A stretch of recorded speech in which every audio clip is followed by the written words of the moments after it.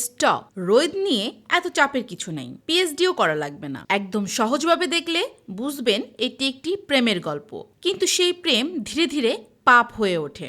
Hello বন্ধুরা, কেমন আছেন সবাই? আপনারা দেখছেন ফেমফিট। রোদ দেখে সিনেমা হল থেকে বের হয়ে কিছুক্ষণ চুপ করে বসেছিলাম। সাধারণত আমার এমন হয় না, কিন্তু এবার কেন যেন মাথার ভিতরটা থেমে গিয়েছিল। কারণ এই সিনেমার গল্প শেষ হওয়ার পরেও শেষ হয় না, ভিতরে ভিতরেই চলতে থাকে।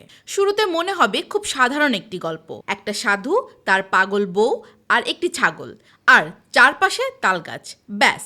কিন্তু গল্প যত আগাতে থাকবে বুঝবেন এটি আসলে আদম হাওয়ার গল্প। এখানে প্রেম আর পাপ আলাদা না, দুটো একসাথে জড়াজড়ি করে আছে, আর পুরো সিনেমাটাই এই টানাপোড়ন নিয়েই এগিয়েছে। এই সিনেমায় তাল শুধু ফল না। আমি কি গন্ধম খাইছি? তোমার মনে কি হচ্ছে? গন্ধম তুমি খেয়েছো? সাধু যখন তালের পিঠা খায় তখন মনে হয় সে আসলে প্রেমকে গিলে ফেলেছে, আর সেই প্রেম একবার শরীরে ঢুকলে আর বের হয় না। ধীরে ধীরে সেটা বিষের মতো ছড়িয়ে পড়ে সারা শরীরে, হাড় ক্ষয় করে দেয়, মানুষকে ভেতর থেকে শেষ করে দেয়। এই অংশটা আমাকে সবচেয়ে বেশি নাড়া দিয়েছে, কারণ সিনেমাটিতে খুব কম কথা ব্যবহার করা হয়েছে, কিন্তু অনুভূতিটা ভয়ঙ্কর রকমের গভীর ছিল। সাধু প্রথমে পাগলিকে দূরে সরিয়ে দেয়, ভেবেছিল তার সব ঝামেলাই শেষ। যখন পাগলি ফিরে আসে তখন তার মায়া অনুভব হয়, কিন্তু দ্বিতীয়বার যখন আবার সে চলে যায় তখন সে বুঝতে পারে তার বুকের ভিতরটা ফাঁকা হয়ে গেছে। আর তৃতীয়বার যখন পাগলি নিজে থেকেই চলে যায়, সাধু চিৎকার করতে চায় কিন্তু পারে না, কারণ সে তো তার নামটাই জানে না।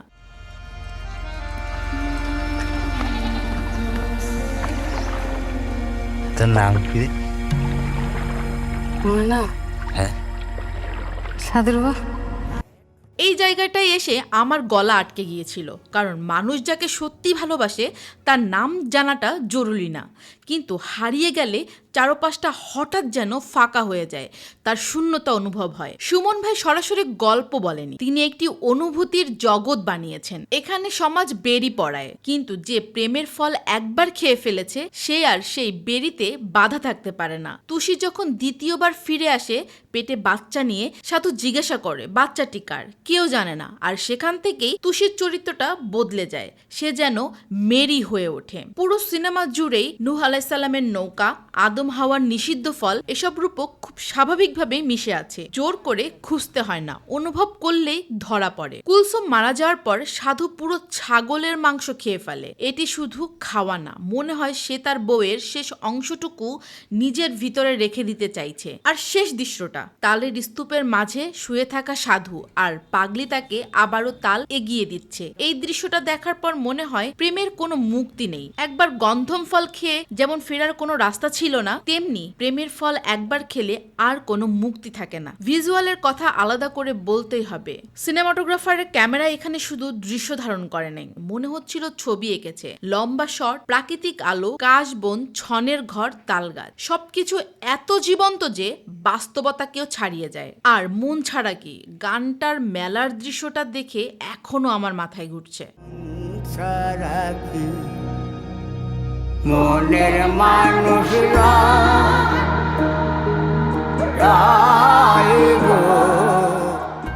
নীরবতা এই সিনেমার সবচেয়ে জোরালো ভাষা। তুষি অসাধারণ ছিল, তার চোখ আর বডি ল্যাঙ্গুয়েজ পুরো চরিত্রটাকে বাস্তব বানিয়ে দিয়েছিল। আমি তার কাছ থেকে এতটা আশা করিনি। সে তার সবটা উজাড় করে দিয়ে চরিত্রটি ধারণ করেছিল। আর নূর ইমরানের শেষ ভাঙা মানুষটা অনেক দিন মনে থাকবে।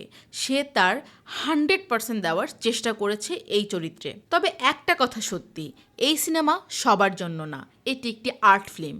যারা দ্রুত টুইস্ট, পাঞ্চ লাইন আর কমার্শিয়াল প্যাসিং খোঁজেন তারা হয়তো বিরক্ত হবেন, কারণ গল্পটা ধীরে চলে, কম কথা বলে, অনেক কিছু খোলা রাখে। কিন্তু যারা ধৈর্য ধরে অনুভব করতে পারবেন তারা হল থেকে বের হবেন একটি অন্যরকম অদ্ভুত শূন্যতা নিয়ে। আর হয়তো বুঝবেন প্রেম কখনো কখনো শুধু সুন্দর না, কখনো কখনো সেটি বিষের চেয়েও মারাত্মক। তো বন্ধুরা, আজ এই পর্যন্তই। ভিডিওটি ভালো লাগলে লাইক করুন, কমেন্ট করুন আর শেয়ার করুন। আর হ্যাঁ, সাবস্ক্রাইব করতে ভুলবেন না। আর কমেন্টে জানাবেন রোদ আপনাকে কেমন অনুভূতি দিয়েছে।